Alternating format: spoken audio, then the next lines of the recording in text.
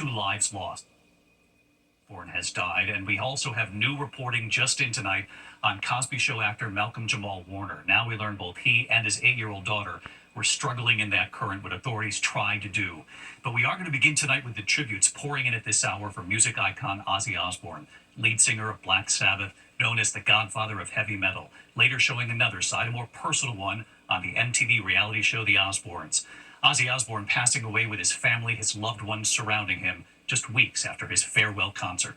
ABC's Trevor Ault leading us off tonight. As founder and lead singer of the legendary band Black Sabbath, Ozzy Osbourne was an architect of heavy metal, fronting hits like Iron Man and War Pigs.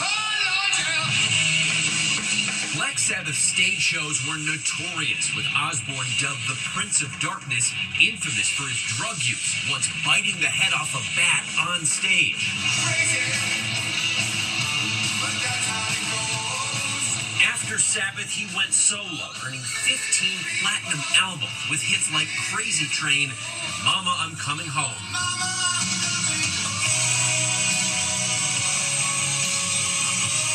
And then in 2002, the MTV reality show The Osbournes. I love you all.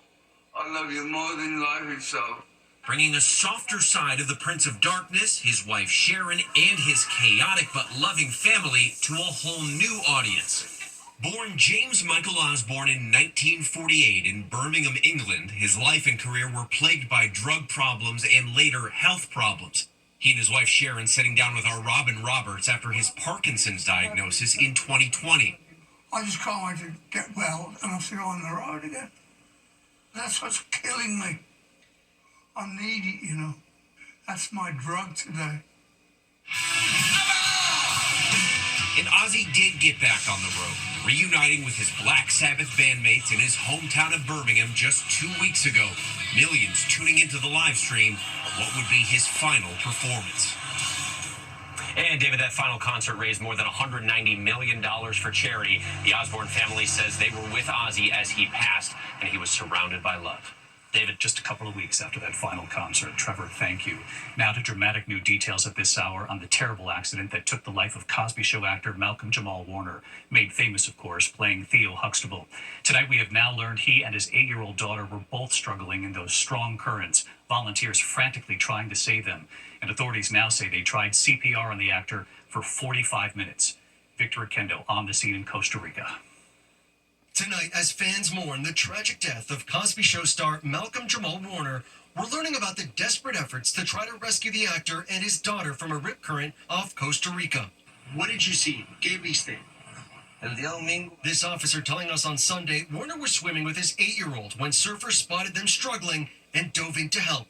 One surfer using his board to bring the little girl safely to shore, but volunteer lifeguards had to pull Warner and another surfer from the ocean. Both surfers survived, but Warner showed no vital signs after minutes of CPR. What happened to his daughter? ¿Qué pasó a su hija? She was safe, but very scared, police told me. The 54-year-old was declared dead at the scene. An autopsy confirming the cause was accidental drowning. Playa Grande is known as one of the most dangerous beaches in Costa Rica. There are signs like this at the entrance, even in English. Look at the top. Rip currents here all year, high risk for drowning. Just one look at her. Over the years, Warner chose to keep his family life private, but he posted a few cherished moments with his daughter. There's my daughter's birthday. In this recent video, wearing a flower she gave him. Just wanted to remind you, as I remind myself, that no matter what's going on, there's always a reason to smile. Millions of Americans tuned in to The Cosby Show every week and watched Theo Huxtable grow up. I believe in staying close to my family. Tonight, co-star Raven Simone sending love to Warner's family with this parting message to her co-star. I love you, and I know you're watching over all of us now. Bye, Malcolm. And David, lifeguards here at the beach tell me they performed CPR on Warner for 45 minutes, but it was just too late. David? Victor Oquendo tonight. Victor, thank you. Back here in the U.S. to the dangerous, life-threatening heat. More than 80 million Americans on alert at this hour, the middle of the country right now. And then this is all moving into the Northeast. New York City will feel well above 100. Let's get right to Chief Meteorologist Ginger Zine tracking it all for us again tonight. Hi, Ginger. Hi, David. It's almost refreshing tonight here in New York, but by Friday, it will be that air you have to wear. And that's what they're feeling along the Mississippi River, where those extreme heat warnings are in place through tomorrow afternoon. You can see some of the numbers, like 110 Memphis and Jackson, down to New Orleans, those warnings, and back up to St. Louis. Heat advisory for Chicago, they will see likely the hottest of the season, or to at least tie it with the feels like at 106. New York, that 103 on Friday. Washington, D.C., 104. And we're watching tonight, David, some damaging wind threats in the northern plains into Minnesota, that Arrowhead there, and a flood watch as well with Duluth. David? Really appreciate it, Ginger. Thank you. We'll see you first thing in the morning on GMA. In the meantime, we turn to the news scare on the runway. A Delta flight taking off for Atlanta as another passenger plane was landing on the same runway. Authorities say the two passenger jets just 200 feet apart on the Mexico City runway. That Delta 737 with 150 people on board going to Atlanta, reaching about 60 miles an hour, then slamming on the brakes. The pilot saw an Aeromexico jet right overhead coming in to land on the same runway. Here's Gio Benitez. A terrifying close call on one of the busiest runways in Latin America is under investigation tonight after two passenger jets were just 200 feet from each other. A Delta 737 with 150 people on board bound for Atlanta was cleared for takeoff and picking up speed down the runway at Mexico City International Airport. At the same time, air traffic control also cleared an Aeromexico jet to land on the same runway. The Delta pilots, at this point reaching about 60 miles per hour, saw that aircraft flying right over them as it came in for landing and slammed on its brakes, just 200 feet apart, aborting takeoff and avoiding what would have been a catastrophe. Air traffic control audio capturing the stunning reaction.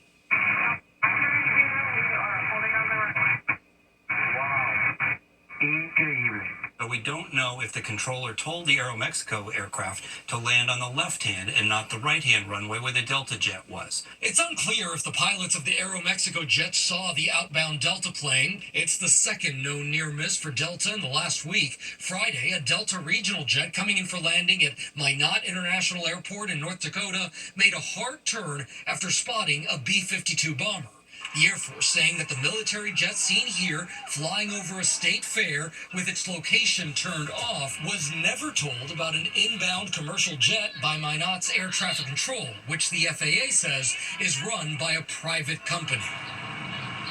And David, back to that flight from Mexico City to Atlanta. Aeromexico says it is working with authorities and investigating.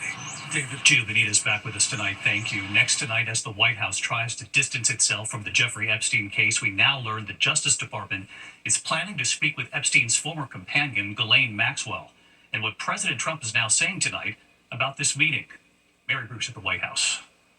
Tonight, as the White House struggles to turn the page from the Epstein investigation, the Justice Department announcing they will speak with Jeffrey Epstein's former companion, Ghislaine Maxwell, who's now serving a 20-year prison sentence for trafficking underage girls to the sex offender. Deputy Attorney General Todd Blanche, who until recently was President Trump's personal attorney, says he plans to meet with Maxwell soon, saying if Ghislaine Maxwell has information about anyone who committed crimes against victims, the FBI and the DOJ will hear what she has to say. For years, Trump socialized with Epstein and Maxwell and was asked about her when she was arrested in 2020. Do you feel that she's going to turn in powerful men? How do you see that working out? I don't know. I haven't really been following it too much. I just wish her well, frankly. In an interview with Axios shortly after, he doubled down. Mr. President, Ghislaine Maxwell has been arrested on allegations of child sex trafficking. Why would you wish such a person well? I don't know that, but I do know that she has. She's been arrested for that. You know her that. friend or boyfriend, Epstein, was either killed or committed suicide in jail. She's now in jail. Yeah, I wish her well. I'd wish you well. I'd wish a lot of people well. Good luck. Today, the president claimed he didn't know his Justice Department was planning to speak with Maxwell. I don't know about it, but I think it's something that sounds appropriate to do, yeah. Trump, clearly frustrated by the Epstein story, today tried to shift the spotlight onto Barack Obama, baselessly accusing the former president of treason in the 2016 election. He's guilty. This was treason. This was every word you can think of. They tried to steal the election. Trump falsely claiming Obama deliberately manufactured and politicized intelligence reports about Russian interference in the 2016 election. Tonight, in a rare rebuke, Obama firing back, his spokesman pointing to the widely accepted conclusion that Russia worked to influence the presidential election, but did not successfully manipulate any votes, noting those findings were affirmed by Republicans in Congress, including Secretary of State Marco Rubio. The spokesman adding these bizarre allegations are ridiculous and a weak attempt at distraction. Trump's efforts to shake the Epstein case have only increased scrutiny of their friendly relationship of more than a decade. Epstein was asked about it in a 2010 deposition in a civil suit. Have you ever had a personal relationship with Donald Trump? What do you mean by personal relationships? Have you socialized with him? Yes, sir. Yes? Yes, sir. Have you ever socialized with Donald Trump in the presence of females under the age of 18? Though I'd like to answer that question, at least today, I'm going to have to assert my 5th, 6th, and 14th Amendment rights, sir. When Epstein was arrested in 2019, Trump said they'd had a falling out and hadn't spoken in 15 years. On Capitol Hill today, Democrats and some Republicans are demanding that the Justice Department release the Epstein files. Today, the House Oversight Committee voted to subpoena Maxwell to testify. The president's staff, administration, his own children, his vice president have promised that these files would come out, and now we're being told it's a hoax. It doesn't wash. And again, David, the Deputy Attorney General says he plans to meet with Ghislaine Maxwell soon. In a statement, her attorney saying they are, quote, grateful to President Trump for his commitment to uncovering the truth in this case. And we should note she's appealed her 20-year sentence and is eager to get out of prison.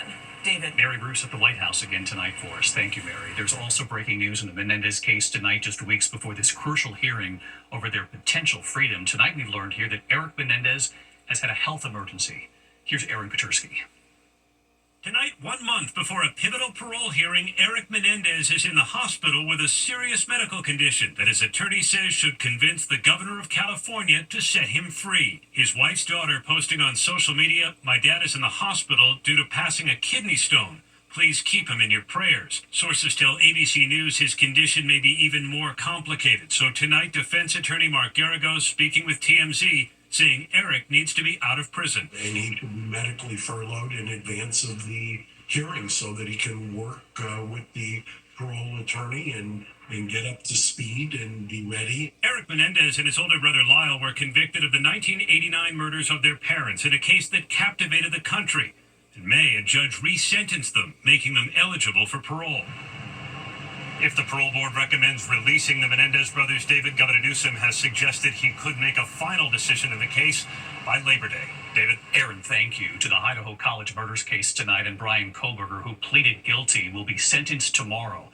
And tonight here, Kana Whitworth inside the prison where he might be sent. Kana.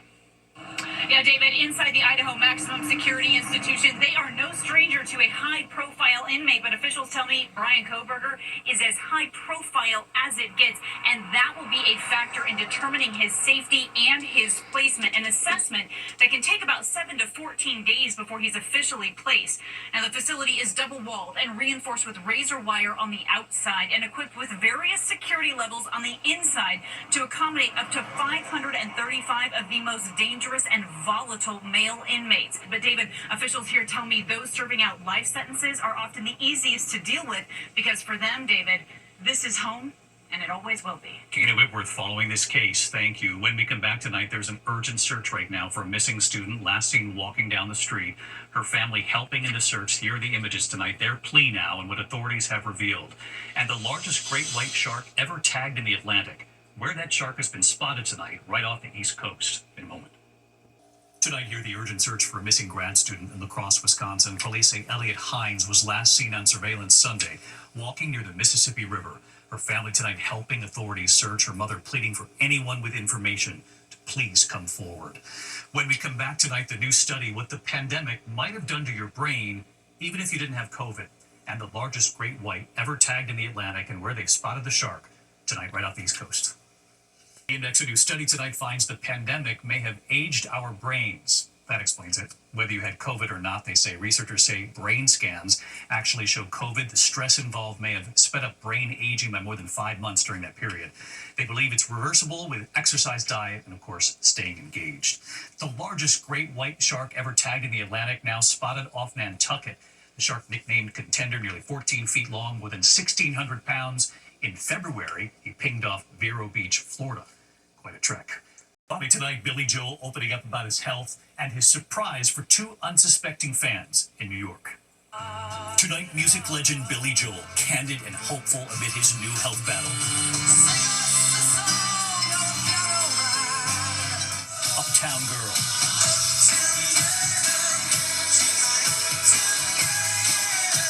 Just 2 months ago, while rehearsing for his international tour, he was forced to cancel after a diagnosis, a rare brain disorder.